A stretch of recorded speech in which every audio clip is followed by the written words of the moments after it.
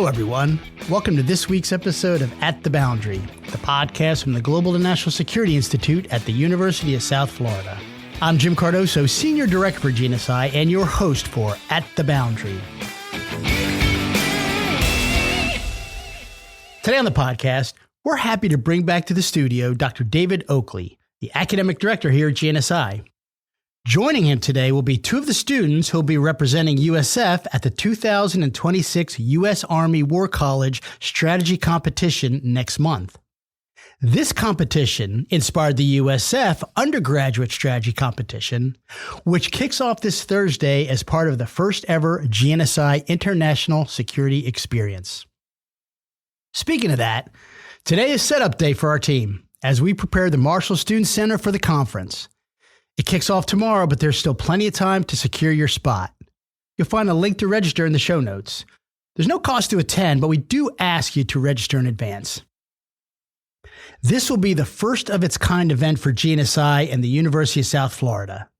Day one, tomorrow, will be an academic conference run by GNSI staff focused on intelligence and technology.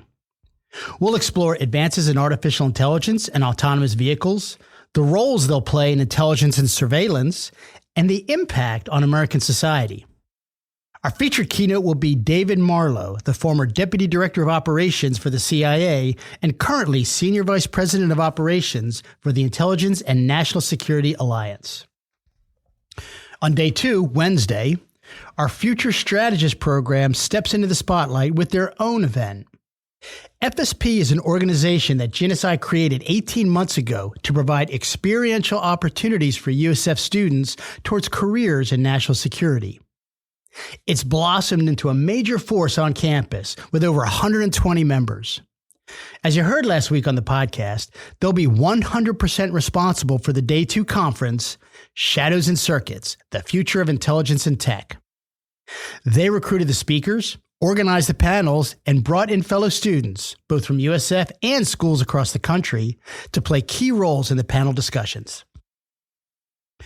We're also working with the USF Center for Career and Professional Development, as well as the USF Office of National Scholars, to host a series of student success career-focused events this week. The career fair will happen on Thursday afternoon in the Plaza Room at the Marshall Student Center. A variety of organizations will be looking to talk with USF students, including the Savannah River National Lab, the Peace Corps, and many others. Our partner universities will also be on hand to discuss their postgraduate programs, including Texas A&M's Bush School of Government and Public Service, the Georgetown University Security Studies Program, the University of Texas LBJ School, and King's College London. We're also very excited to host the CIA for a series of recruiting and informational events. Representatives from the agency will be providing information to both students and faculty throughout the week. We'll have a link to the full schedule in the show notes. And of course, Thursday and Friday, we'll be hosting the first ever USF Undergraduate Strategy Competition. 17 teams from universities across the nation and Poland will cap off a big week here at USF. The competition is modeled after the exercise developed for the U.S. Army War College, but its focus on undergraduate students tackling the national security issues of the modern world is unique. We hope you'll take some time to check out the International Security Experience this week. On that note, let's get to our featured interview today. We're just a few weeks away from the 6th annual U.S. Army War College Strategy Competition. For the first time, USF will be sending a graduate student team to this year's competition, and GNSI's academic director, Dr. Dave Oakley, sat down with two of those students who will be repping the green and gold, Yoan Hermida and Daniel Woods. Let's listen in on the conversation. Yoan and Dan, thank you for joining us today. Thank you for having us.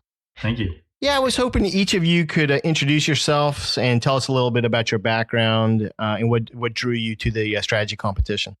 Sure. So my name is Yoan Hermida. I am a doctoral student at USF, specializing in politics and international affairs.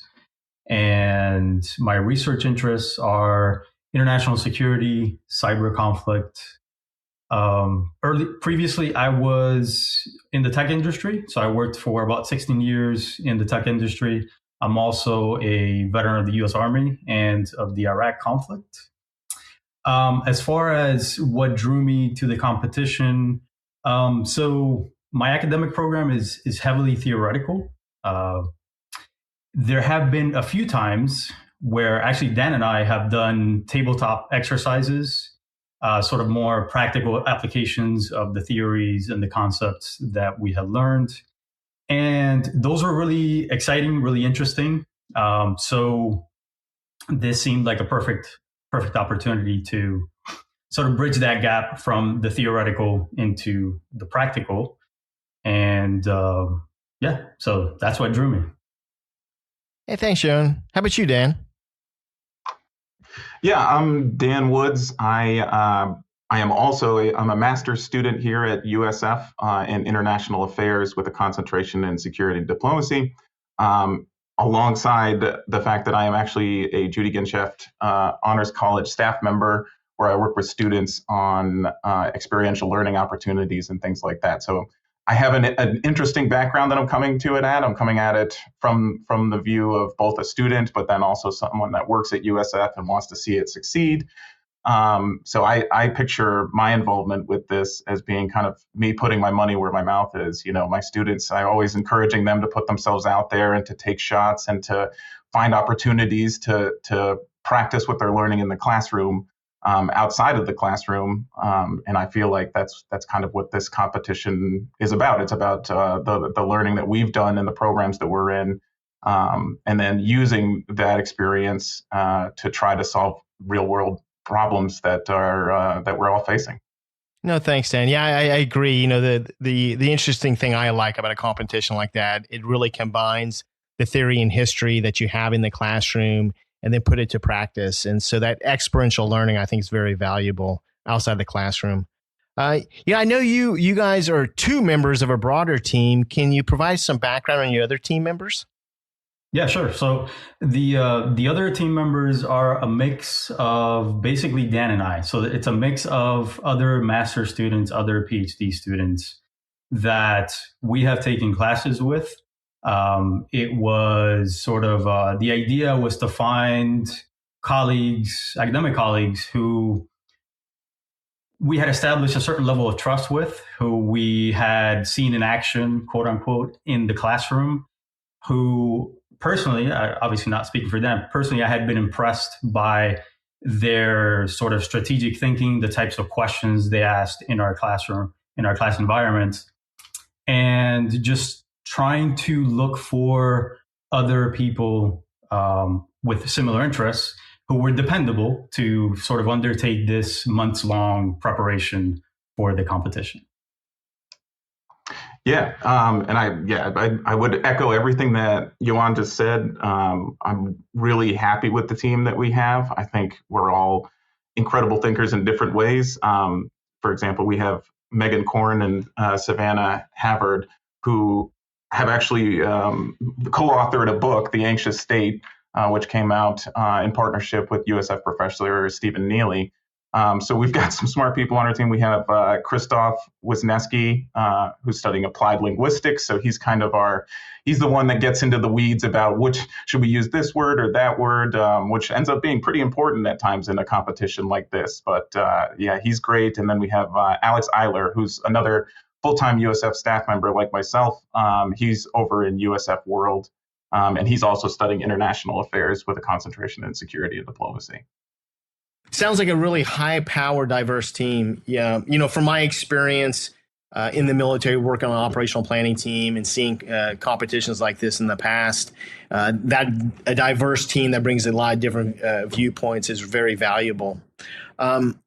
You know, what I'm curious is, I know you guys have been working hard preparing for this competition. What have you guys been doing to prepare for it? I would say Dan and I spent, along with you, Dr. Oakley, we spent quite a bit of time trying to figure out maybe not the best approach, but an acceptable approach that would work for the team. So what that entailed was in the beginning of January, trying to find an analytical framework that we could, through repetition, leverage to apply to different cases within the space of 2 hours. So the 2 hour thing, the reason I mentioned that is because we meet once a week for 2 hours. So we needed this analytical framework that could be iterative and that would allow us to examine these cases in depth, but also sort of from a perspective that each team member could accommodate with, right? So nothing too abstract that would leave us in the dust, quote unquote, right? But something that was practical that could be, repeated. So our preparation is basically we look at different scenarios. We try to do a few a month. I think the initial approach was a little bit overambitious, where we had imagined that we would be able to tackle these cases one a week. So right now we've backed off a little bit, and we take a case, we run it through the framework, meet once a week for 2 hours, and then just try to progress through it from the analysis perspective to developing an action plan to looking at the weaknesses of our action plan, et cetera. So that's been our approach. Dan, I'm sure you'll have some more to add. Yeah, no, that was a good overview. I think really what I would add is that, like we were talking about before, we have a lot of extremely smart people on our team that are very capable and very opinionated. And so I think one of the things that is difficult about any time you have a bunch of different people and get everybody in the room is their different experiences, interests, backgrounds, ideology, whatever the case may be.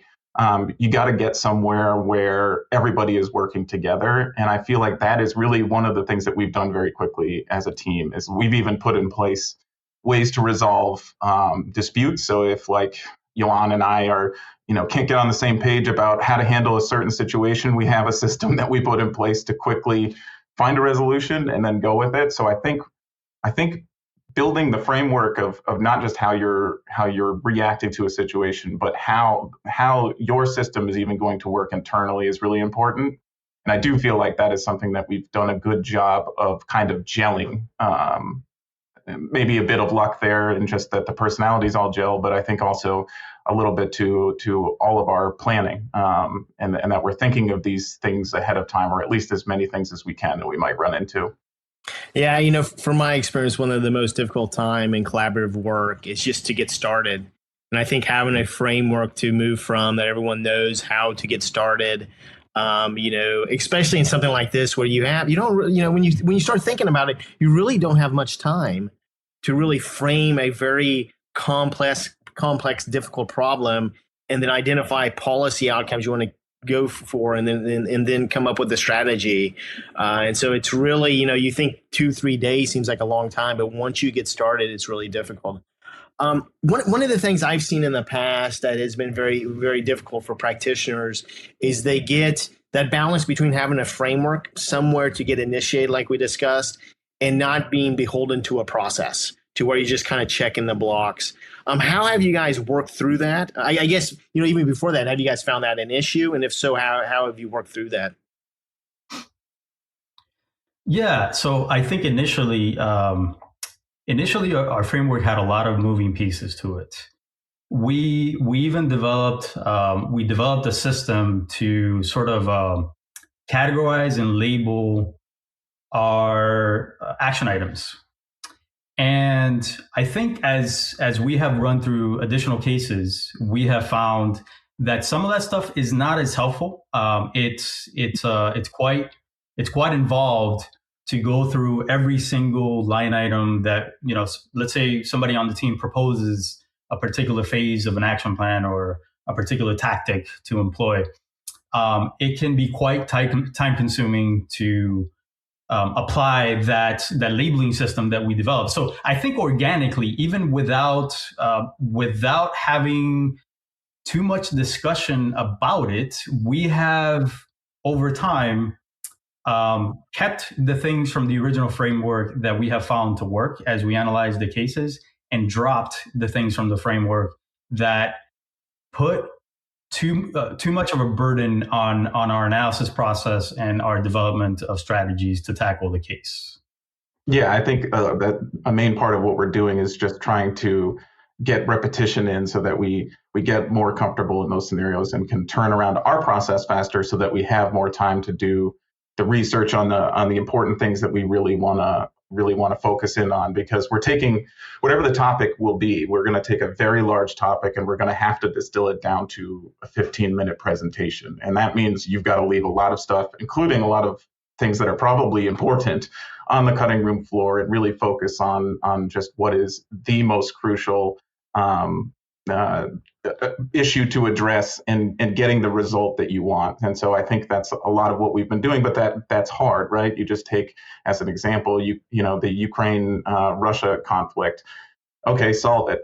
Where do you start? What's the first thing you do? I mean, that is, even just that, taking that scenario alone, you start to see how daunting the task can be. So I'm assuming between all the teams that are presenting, whatever the issue is that we're addressing, we're going to see very different types of solutions to the problem.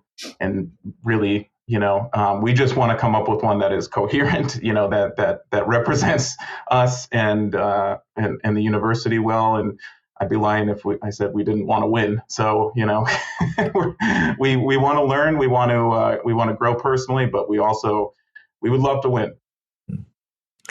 One of the things that I really love about the Army War College competition, and something that we're emulating in our own competition next week, the undergraduate strategy competition, is that the teams don't know what the topic is until the competition begins.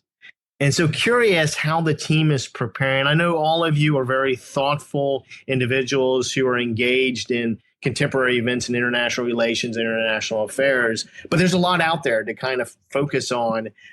So how have you guys prepared, keeping track of what's going on globally, trying to guess and estimate what the scenario might be? I think it's for you. No, go ahead. I think sitting here on April 7th, 2026, the world is changing on an hourly basis, not even daily. As we'll start a scenario one week, we'll get halfway through it, and by the time we sit down the next week to go over it, everything that has already changed from what we saw. So it's difficult to kind of focus on one thing, and you can't. We have natural experts. Yoan is our expert in Cuba, Latin America. Alex knows a lot about Russia. Christoph knows about Poland and the EU, and then Megan and Savannah know about domestic politics that we can use a lot, in the U.S. specifically, but other countries as well. So we have kind of a wide net. I'd be lying if I said we don't sometimes try to guess what we think the prompt will be, but I think we're just trying to prepare as much as we can, looking at the issues that are affecting the world right now, and trying to be prepared for any question that we might get during the competition. Yeah, so I think we walk a fine line between trying to guess what the scenario will be and just having a broad preparation that will serve us regardless of what the scenario ends up being. So part of it is one of the early recommendations I had for the team. For example, not that I want to be a foreign service officer, but one of the things that you read about, one of the recommendation suggestions for the foreign service exam is to read The Economist. The Economist is very sort of broad-based. It gives you current events without forcing you to react to the daily aspect of it. It's more of a weekly summary with some analysis, obviously from a particular position. So I find that very helpful just to keep an overall track of what's going on in the world. But then again, that's just one slice of the preparation. drawing from our courses, right, and reading broadly is, I think, sort of the best strategy to try to not so much focus on what the case may be, but have a general overview of how strategists have handled other cases. Right now, I'm reading McNamara's initial, after 25 years, McNamara left government and he published a book on what went wrong in Vietnam. So I'm trying to gain some lessons from the things that he's saying about the strategic mistakes, the questions that were asked, the questions that weren't asked, from a case that is now more than 50 years old in Vietnam, right? So yeah, that has been sort of our approach academically, drawing from coursework, from some of these theories, but also trying to keep an eye, on the theory and the history, and another eye on what's going on in the real world. Now, one of the things about the competition, beyond the competition, I know every team wants to go and win, wants to bring home the trophy and the title.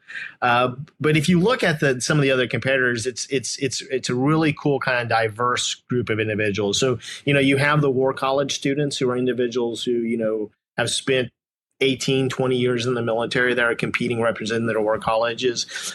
You also have civilian university graduate students from all over the United States, and then you have a mixture of both that are coming from overseas competing.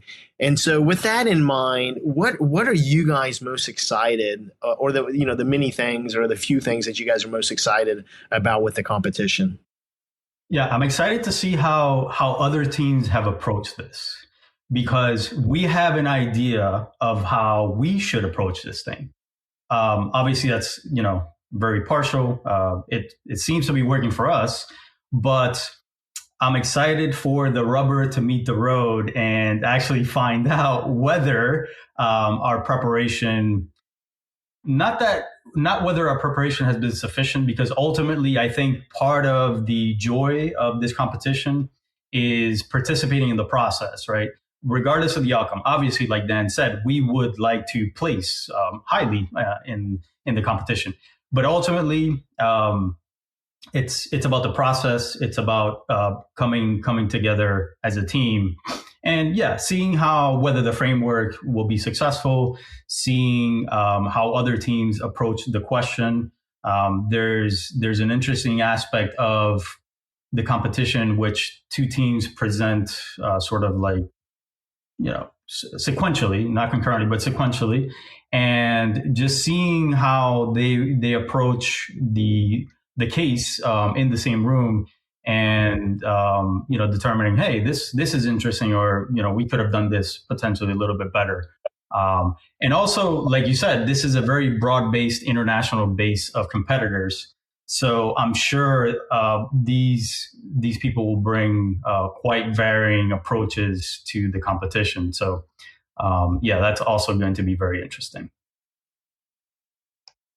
Yeah, I mean, I would echo again everything Yoan said, but I would also just say too, like even among that process of seeing how everybody else addressed the issue is also why they chose to address it that way. Like you said, there'll be more civilian-based teams, like we're a civilian-based team, and more that come from a military background. So just seeing why people naturally gravitated towards a certain process, I think will be really interesting. And then just the judges themselves and the faculty and staff involved at the War College, getting a chance to meet everybody there.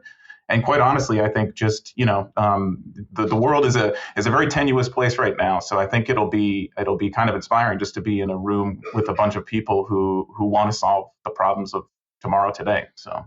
With the diversity of people you're talking about there, from diversity from backgrounds, both some scholars, some practitioners from military, diplomacy, intelligence. Always find it interesting when you see them judge. There's not one right approach to strategy, or everyone looks at strategy slightly different, and so that's something I always find interesting. I know as we mentioned before, we're doing a strategy competition now, and developing the rubric and stuff for that competition.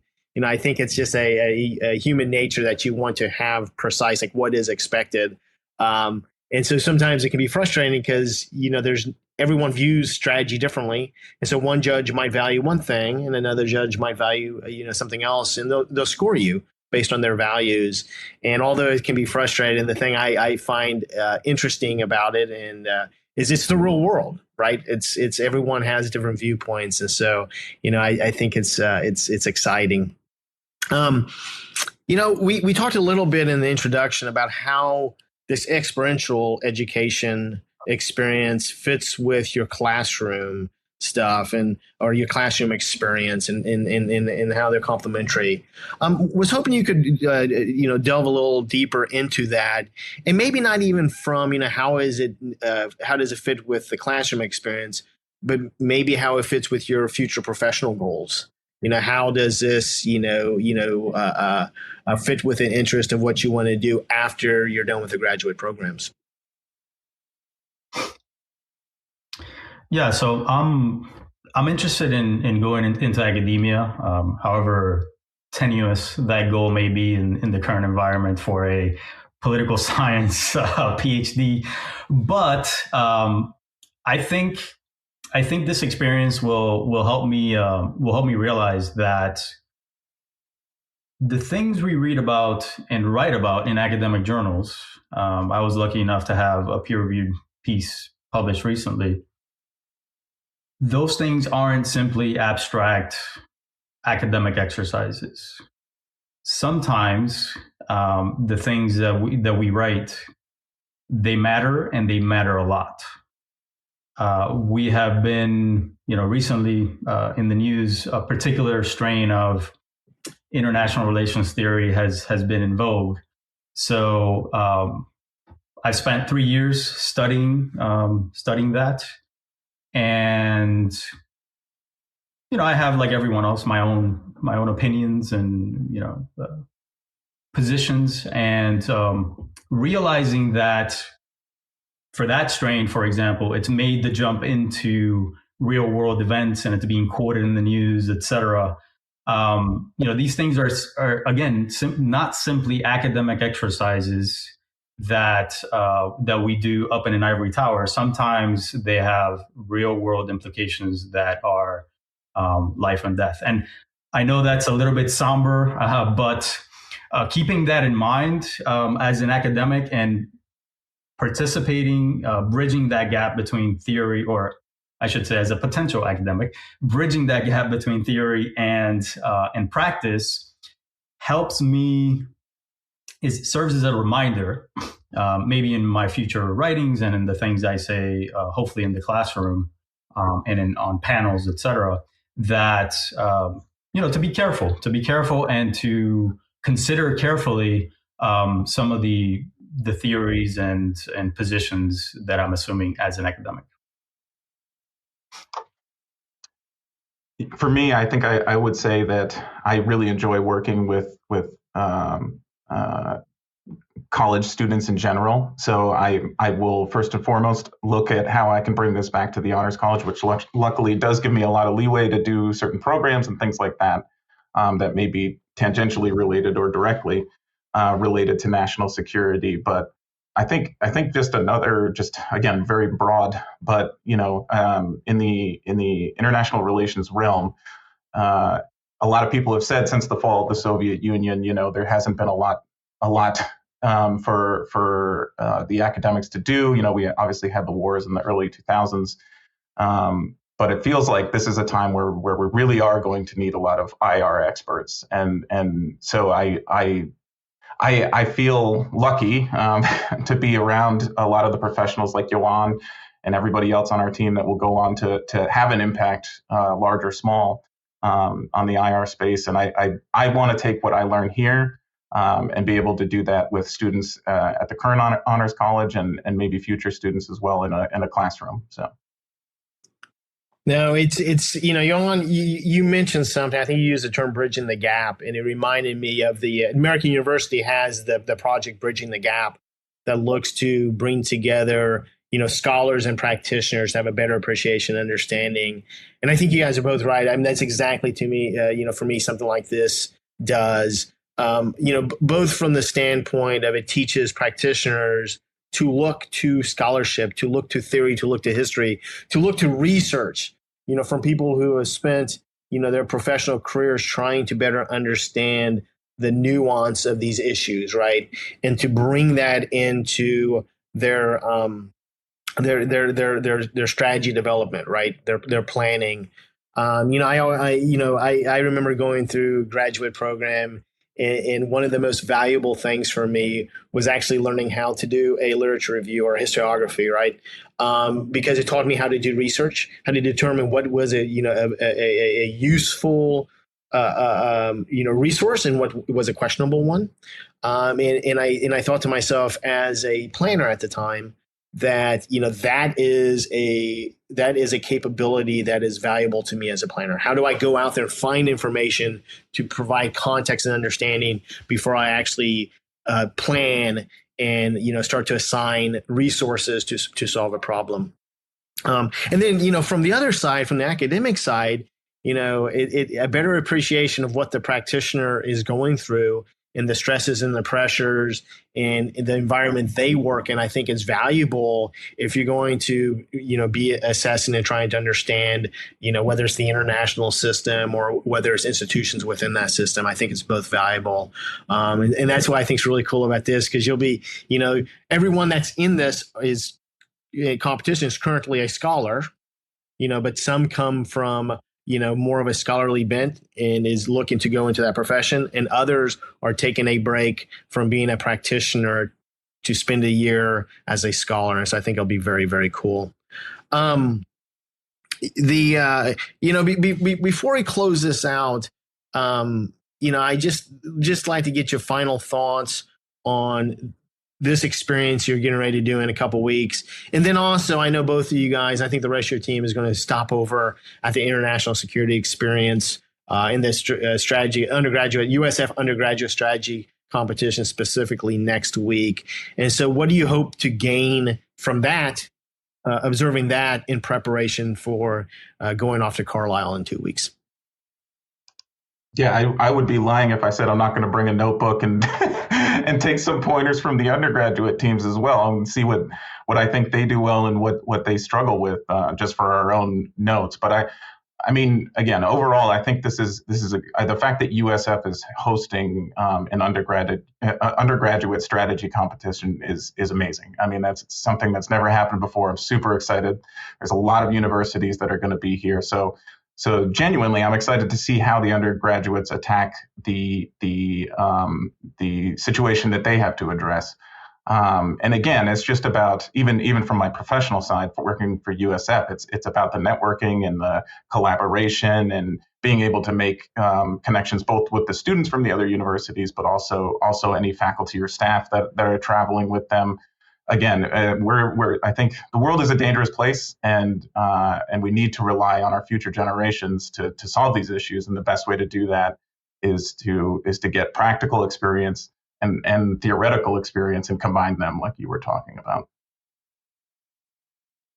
Yeah, absolutely. To echo some of what Dan was saying, in addition to exercising some of that bull's pride and trying to help out the USF teams as they progress through the competition, I was looking forward to not only seeing how the USF teams progress, but also sort of the end result, basically the final showdown, and see what makes that winning team successful, taking some notes and hopefully taking that along to our own competition at the Army War College. So yeah, in addition to that, I do want to give a shout out to the rest of our team because we all have a lot of things going on. And the team, Savannah, Megan, Alex, Chris, Dan, of course, they have been sort of amazing in being consistent, showing up every Friday at 12:30 p.m. and going through the competition preparation. So yeah, sorry, I hijacked the question a little bit there, Dr. Oakley, but I felt I needed to shout out to the rest of the team as well. No, perfect. Oh, I'm sorry. Go ahead, Dan. I would just echo what Yoan said about our team, but also about Yoan. I think, we were from the beginning, we said, we're a team, there's no leader, but I think Yoan just naturally, his leadership skills and whatnot has really, I think the entire team has looked up to him for a bit of that, and he's filled the role really well. Now, I tell you, I'm excited to see you guys in action in Carlisle. I'm excited for you guys to experience Carlisle and the collaboration amongst the team, but also, meeting the other teams and the camaraderie. I think that will be, throughout the competition. And so with that, thank you very much for joining us. I look forward to seeing you both again next week at the International Security Experience and the USF Undergraduate Strategy Competition.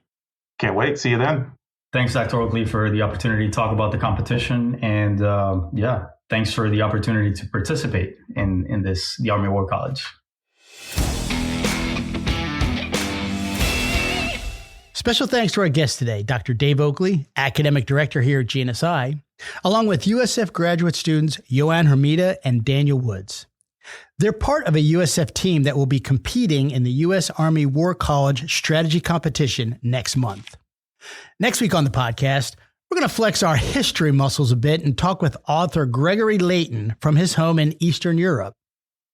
We'll be discussing his book, Ideology and Holy Landscape in the Baltic Crusades. This book examines how the military orders and the ideology of crusading gave rise to a new sacred landscape in the medieval Baltic region, an outpost of Latin Christianity. If you don't want to miss that episode or any other episode, be sure to like and subscribe to At the Boundary on your favorite podcast platform. And we thank you for sharing some time with us today.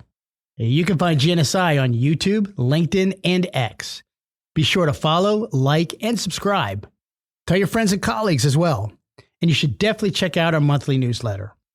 All this is on our website, usf.edu/GNSI.